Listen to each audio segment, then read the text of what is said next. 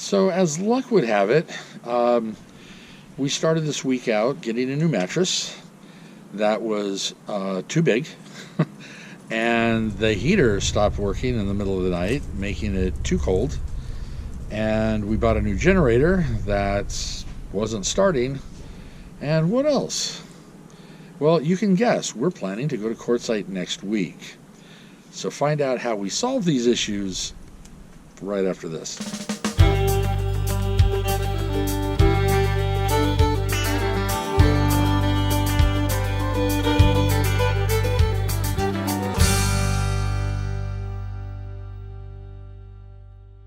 So to start this video out, yes, we got a new mattress. We had a heater malfunction. We got a generator.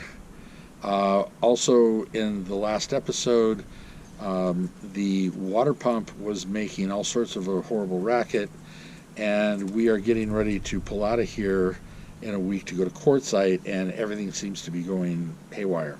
So this episode, you're going to see how we got through this week with all of these issues, and then some on our road to Camelot. So let's go ahead and jump right into it. Here comes the mattress. Okay, the old bed. Tell us what we did, or what you did. It's not a morning for me to be on camera. Well, so the hat, let's see the hat. See the hat. If you can, yes, camping here, don't care. Okay, cool. Okay. Now we can go. We've had this bed basically since we bought the RV. And if you can notice, it's kind of been like this the whole time. I guess it's an okay bed. I don't know. No, it's not an okay bed. I mean, it was eventually. It says Black label. Black label. But anyway, so what I did is I ordered a new bed. We got the Lucid. I went back and forth between a couple of different brands. Our son Christopher bought the other one that I was thinking about, and he's been very happy with it. But they've been running neck and neck as far as what their quality and things. You know, being retired stuff, we don't have a lot of money, so we don't have thousands to put into a bed. Plus, I'm not sure that would work for this. So we're gonna try this Lucid that we got. It came rolled up, and Atka's upset because he doesn't get to get on the bed right now. So anyway, if you can tell, I'm morning voice here because we have to apparently let this bed rise for a period of time. Now Christopher, his said 24 to 48 hours, but when they put it in the morning, they were able to sleep on it that night. So I'm kind of hoping we get to do the same thing. So here it is, early morning, and we're going to be redoing the bed. And we got to figure out where in the world. Okay, we got to be organized. Which end's going out first? I don't know. How about we do this? Let's pull mine down. Husky's out of the way.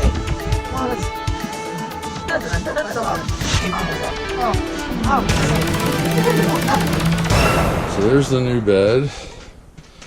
We got to get that box upstairs and unpacked. It's going to be very interesting. Okay, let's see how this works.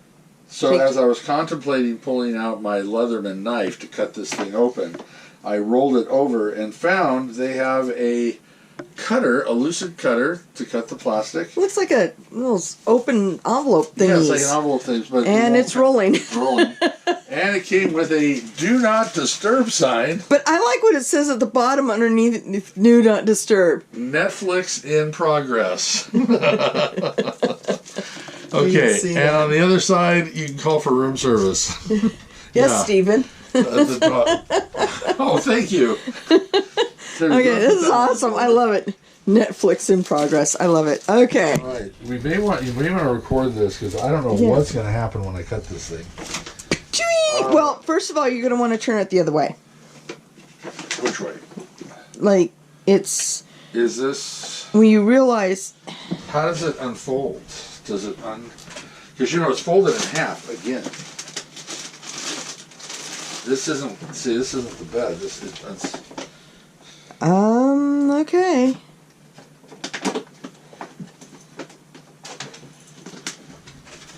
Get ready for a kaboom.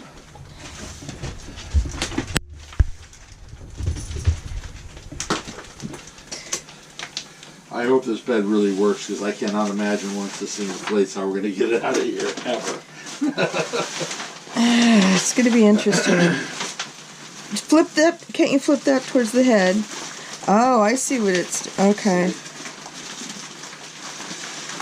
Does it say top or bottom? Oh, there's the tags. Some tags or something like that. Okay, one down.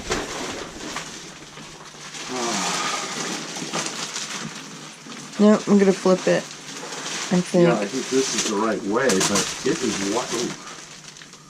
It's messing with your... Okay, so it's like we were wrestling an elephant just to get this thing in here, and then we discovered that this mattress is not a true king, but it's also it's not a a true queen. RV king. It's halfway between a king and a queen. And yes, I measured. I saw a video where they were able to cut off the edge of the bed, and I tried all sorts of power tools. And guess what works the best? Cutco Knives. So it's a long serrated. Check this out. I'm gonna. We're about 2 inches from these holes, so if I start here, just watch how deep this goes.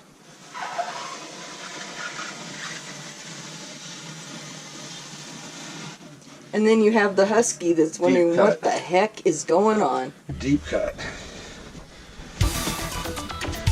I could make a comment here, but I won't.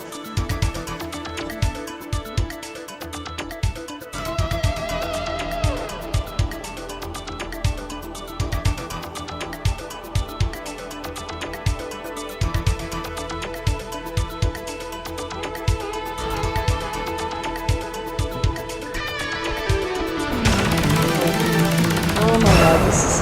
You know, Cutco Knives, I got to do a shout out. We have had our Cutco Knives for, what, 20 years? It's a 20-year-old knife, people. Yeah. Cut through this. And look how thick this cut through. Look at this. This is Clean just cut. amazing. Clean cut all the way through. So, you know, Cutco Knives, a shout out. Yes, they're kind of on the expensive side, but let me tell you, you will never want another knife. And they back their knives. If anything should happen to a knife, Lifetime guarantee. Lifetime guarantee. They'll come out and they'll let you know when they're in town. They'll come and sharpen them for you. Free? For free, exactly. Now, of course, they do try to see what else you might need. But we never bought anything we didn't want. We never bought anything we didn't want. So I'm impressed with Cutco. Thank you, Cutco. More than just a knife for. Okay, we can probably stop the video now. Okay, I'm stopping the video now. Okay, I need to throw in a quick insert here. Realize that once we broke the seam of that mattress and started cutting, we've pretty much ruined our warranty. No kidding, really? Yeah, so obviously I don't recommend that. However, for us it worked. The bed turned out amazing. First night, it's kind of weird. Didn't sleep well the first night, only because it was different. But the second night, and ever since, I haven't slept so soundly. It's just amazing on how comfortable. It kind of sucks you in and hugs you as you sleep. It's really an awesome mattress. Dawn feels it's on the firm side. I think it's perfect.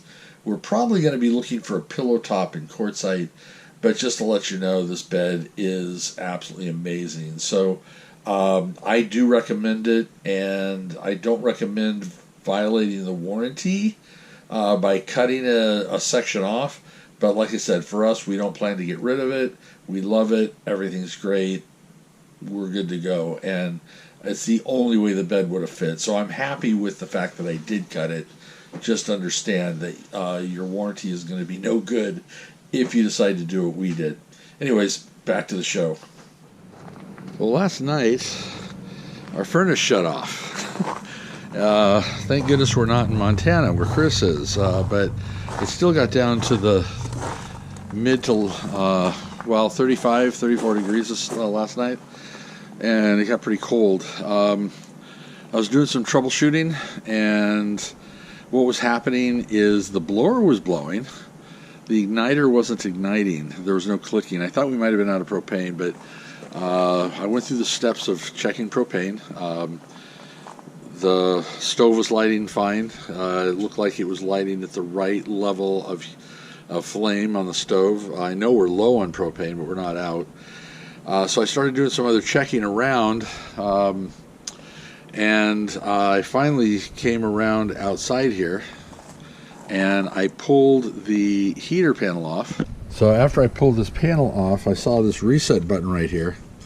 I went through first to make sure all the connections seemed tight. We got our main circuit board. I went ahead and did a reset, shut it off, and turned that back on again. Yes, like anything that has a circuit board and a computer. Have you turned it off and back on again? Yes, I did. And then down below, it looks really clean. A little bit of dust back in there. Yeah, it looks really clean in there. So after making sure all the connections were tight and I did a reset, lo and behold, it fired up. So another problem diverted. So with a heater, there's not a lot to a heater. You don't have to run to repair and warranty anytime something goes bad. Check and see if you can do something to it yourself. This was a fairly easy fix, just hitting a reset. We did check the intake air going into the heater. We thought that might have been it, because after all, we have 2 Huskies, and they shed a lot, and there was a lot of fur in there, but it didn't make it all the way to the intake. So that was clean. So this was a pretty simple fix. The only thing you need to watch out for, and I'll show you as I'm putting this back together, the heater vent overlaps one of the screws, so you have to take the whole heater vent off, and then take the outer cover off, and then everything will work fine. Okay, so let's get this thing back together and finally get some heat in the rig. So this is what I was talking about. They have this one screw that's behind this plate, and I realize it's actually a good thing, because you have to take this off first, because this has a hose that actually goes on into the heater. So I guess they don't want you trying to pull this whole thing off before you pull that vent off. 4 more screws and we should be back in business. All right, so just a quick recap on the heater. Heating units really are fairly simple. You have a 12-volt system coming in that runs it. So it can be run if you're boondocking. You have a gas line, you have an igniter, and there's a circuit board. Well, maybe it's not that simple, but it's simple enough. So to troubleshoot it, first of all, is there enough propane? So you'd always want to check that first.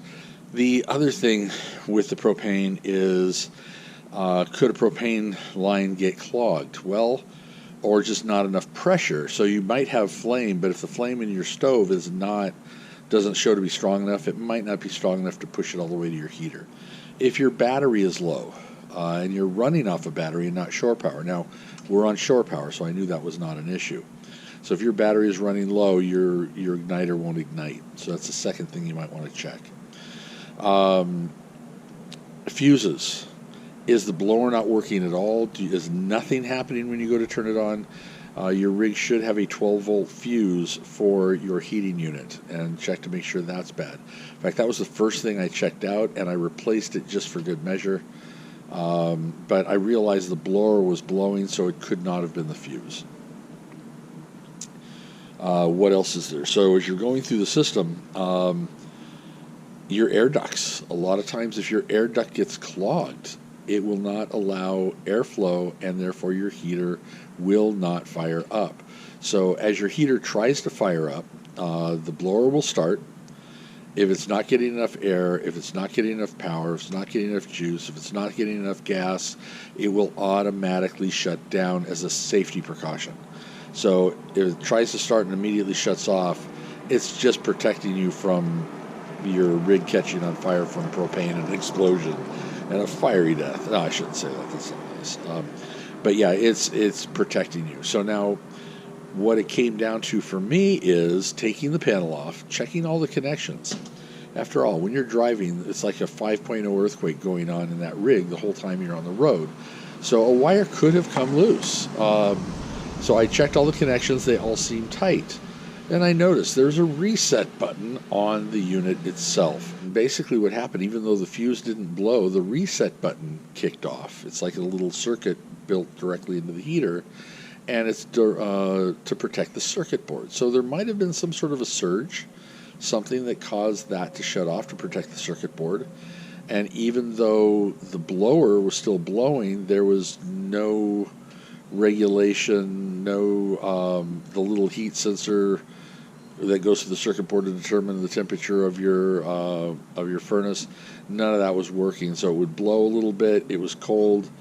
It recognized there was an issue. It shut down. So I just shut that reset off, turned it back on. Everything is fine now. We've been running a little bit, getting back up to a decent temperature inside.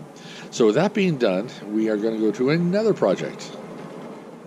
I noticed in the last episode when I was doing the sanitizing the fresh water tank that I had a problem with when I turned the pump on.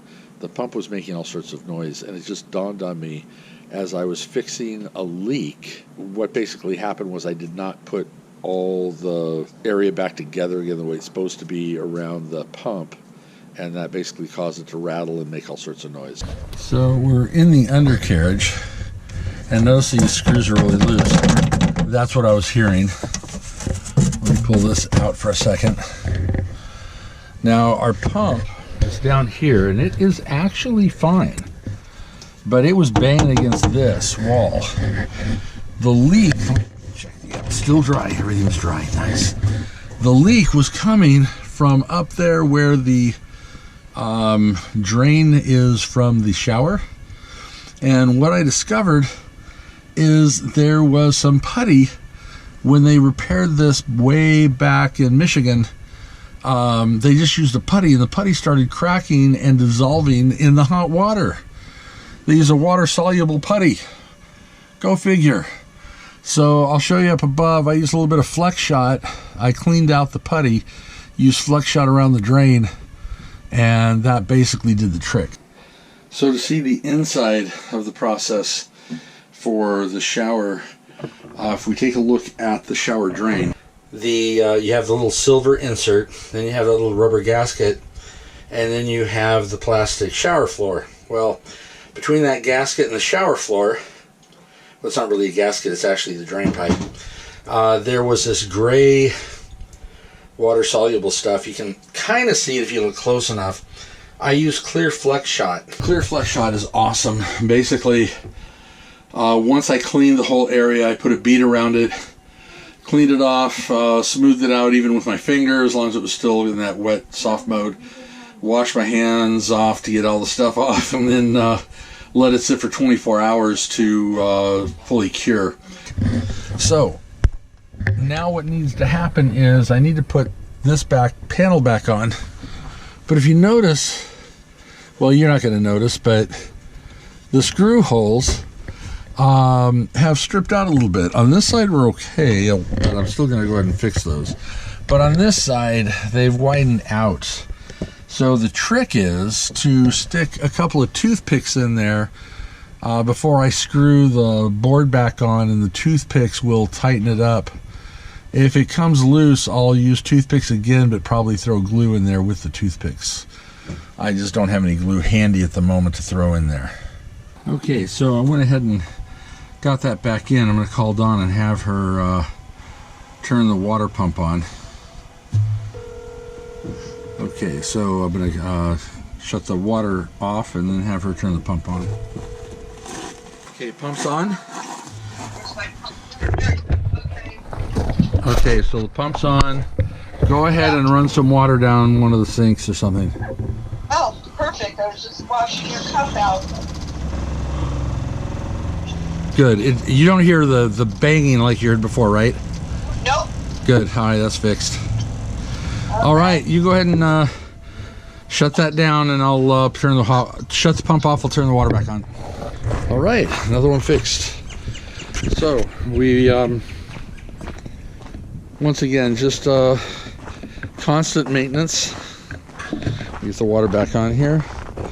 I do like, we saw this before with the valves. I can actually clear the valve of pressure, and now we're going to get this back on again. So, yep, water's back on. Let's see. So, next thing we're going to work on is we bought a brand new generator, and we're going to test the generator out. Well, as you know, we've been talking about a generator for some time now. Then again, maybe not. I don't know if you know that or not. But anyways, we've been talking about a generator for some time now, and we've been waiting for the Harbor Freight sales. Well, they just had a parking lot sale last week, and I passed up on the 3500 Predator.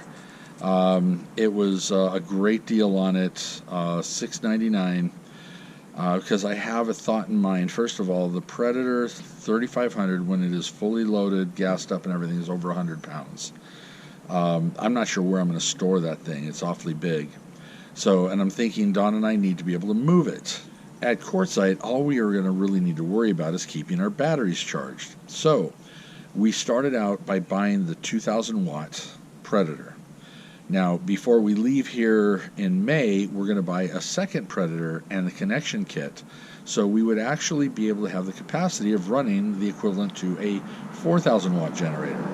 So this way, depending on where we are, depending on the temperature, if we don't need to run the air conditioner, if we're just using basic household things, or just bringing our batteries up to charge, we can get away with using just one generator. So having two small generators is really going to prove to be an advantage over having the one big one, and the fact that it's more portable, it's going to be easier to move around, and running in tandem, if we do need to run air, is going to still be a fairly simple solution.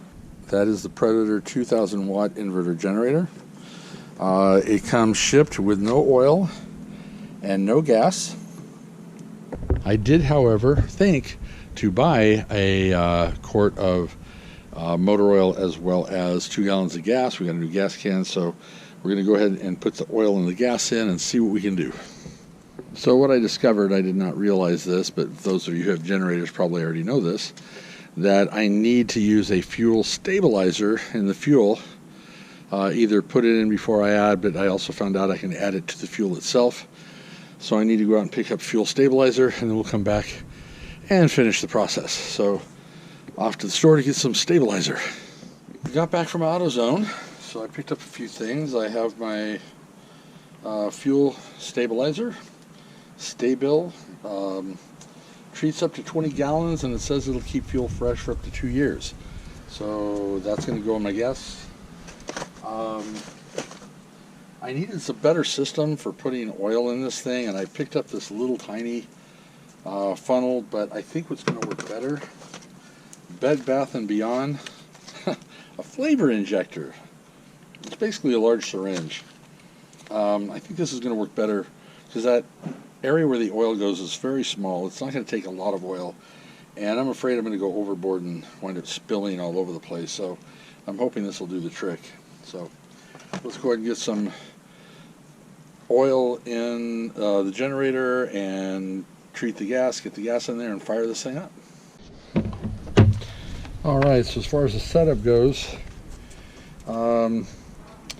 we basically got the oil in it, the gas in it, the gas stabilizing fluid in it, and it basically is going to have us to go ahead and set the the gas vent is open, and we're going to put the economy ESC switch to the off position, which it already is. Okay.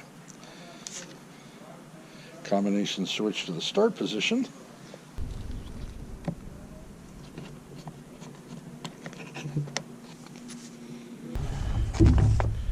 So we're now in the start position, and we should be able to start this puppy up. Let's see what happens. Let's just pull it a few times.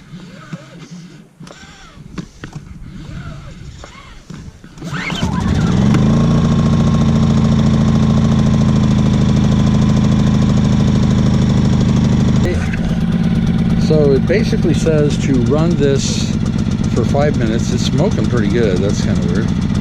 Brand new engine. That could be an issue. But the output light is on. Oh, it's going overload. No. Overload light is flashing. I don't know what that means. Oh, that was it. I had to put it in the run position. Now there's nothing plugged into it, but I have the overload light flashing. Hopefully that'll smooth out here in just a minute.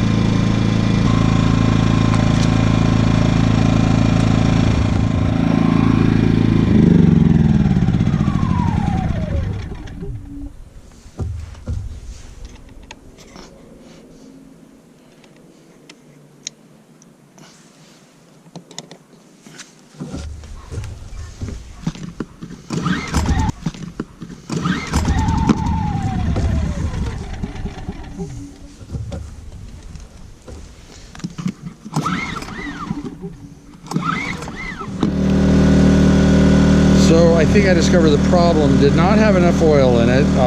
The oil has to come all the way up to the threads of the fill spout. So I found that out in a video, went ahead and put more oil, got the oil all the way up to the top of that fill spout, and now it's running and the green light is on. Now there is a feature on it that is a eco throttle. So when there's not anything on the plugged in, or you have only small things plugged in, it'll throttle down, and it's right here. So see, that backed off quite a bit, and it's running fairly quiet. I mean, it's actually it does run pretty quiet. It has that eco mode. We can plug 120 into it. It also has a DC 12 volt system that we can plug into it that it came with alligator clips. So you can probably clip those right to a battery to charge a battery directly, maybe jump start a battery.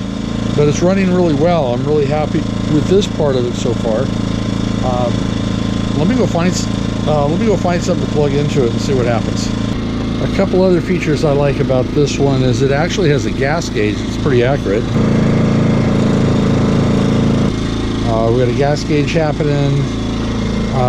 You've got a lot of cool features, and you can chain this with another Predator to give you a 4,000 watt generator, which we talked about earlier. Anyways, I got a lamp.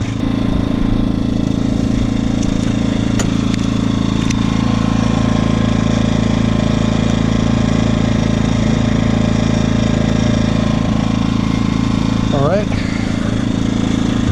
Lamp's plugged in.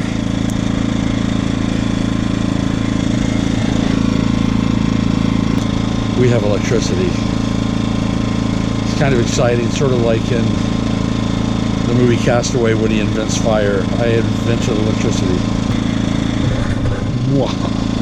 Yeah, so anyways, we got it working. So we're that much closer, a week away from leaving for Quartzsite, and we now have our power. We've got our pump working. We've got a bed. We've got, yes, everything's finally into place, and the heater's back on. So that's probably going to be it for this episode. Let me shut this off so you can hear me.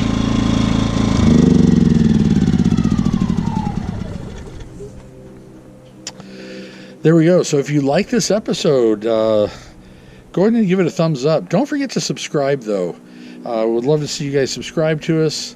And hit that notification bell. You'll be let known every time we post every Sunday at 2 p.m. So keep an eye out for the videos as they come. And that's it. Safe travels. See you in Quartzsite.